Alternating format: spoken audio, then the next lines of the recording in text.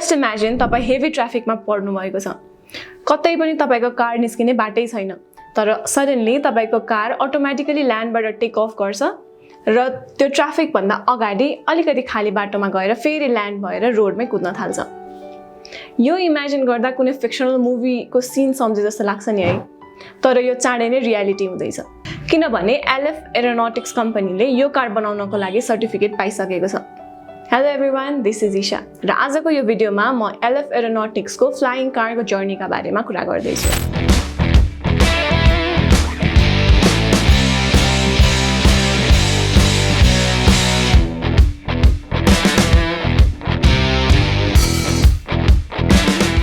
ALEF aeronautics एउटा automotive and aviation company हो जुन क्यालिफोर्नियामा अप्रिल 6, 2015 मा फाउन्ड भएको थियो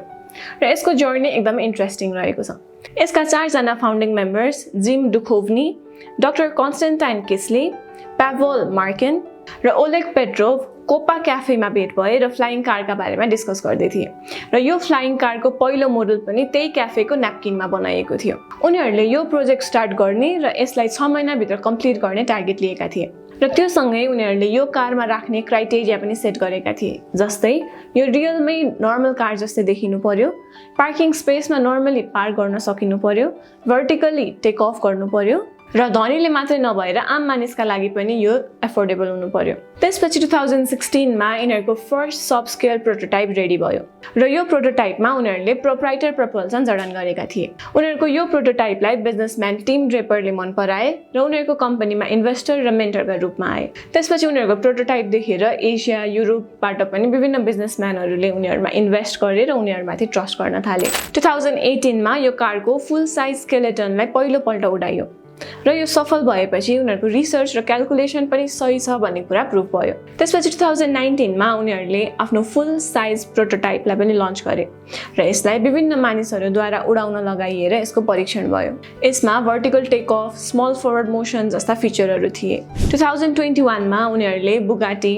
हिरो राजागी जस्ता ब्रान्ड डिजाइनर्सहरूबाट आफ्नो कारको इन्टेरियर र एक्सटेरियर डिजाइन गराए त्यसपछि 2022 मा यो कम्पनीलाई ALEF भनेर नाम दिइयो र यसको वेबसाइट पनि लन्च भयो 12 जुन 2023 मा यूएस को फेडरल एभिएसन एडमिनिस्ट्रेसनले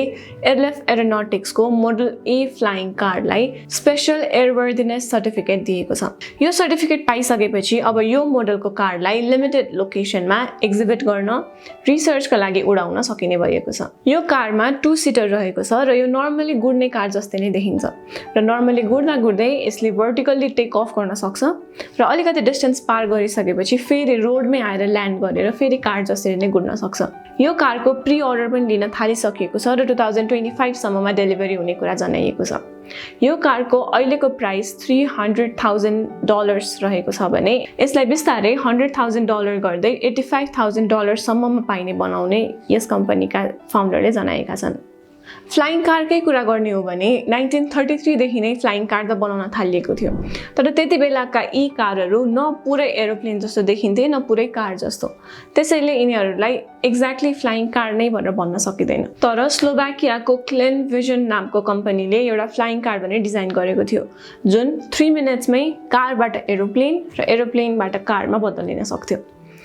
यो कारको प्राइस अहिले $3 मिलियन रहेको छ त्यसैले यो कार रेन्जलाई अफोर्डेबल बनाउनका लागि पनि ALEF एरोनॉटिक्सले आफ्नो कार डिजाइन गरेको हो यूएस को यस्तो प्रगति देखेपछि चाइना जापान युरोपले पनि फ्लाइङ कार बनाउनका लागि कोसिस गरिरहेका छन् र यसबाट हामीले के अनुमान लगाउन सकिन्छ भने अहिले जसरी गुड्ने कार हामीलाई नर्मल भइसक्यो त्यसरी नै चाँडै नै हाम्रो रियल वर्ल्डमा नै फ्लाइङ कार पनि नर्मल हुन सक्छ फ्लाइङ कारको यो कन्सेप्ट सुन्दा जति फ्यासिनेटिङ छ रियल वर्ल्डमा यो प्र्याक्टिकली इम्प्लिमेन्ट हुनको लागि त्यति नै रिस्की पनि छ फ्लाइङ कार चलाउने कतिजना मान्छेहरूलाई चाहिँ हामीले पाइलट ट्रेनिङ दिन सक्छौँ होला र यसलाई गभर्नमेन्टले कसरी रेगुलेट गर्ने भन्ने कुरा नै आफैमा एउटा कम्प्लिकेटेड छ त्यसैगरी धेरैवटा गाडी एकैचोटि हावामा उड्न थाल्यो भने त्यसलाई एयर ट्राफिक कन्ट्रोल कसरी गर्ने भन्ने कुरा पनि एउटा ठुलो च्यालेन्जको रूपमा आउँछ त्यस्तै यसमा लाइफ रिस्किनेस त छँदै नै छ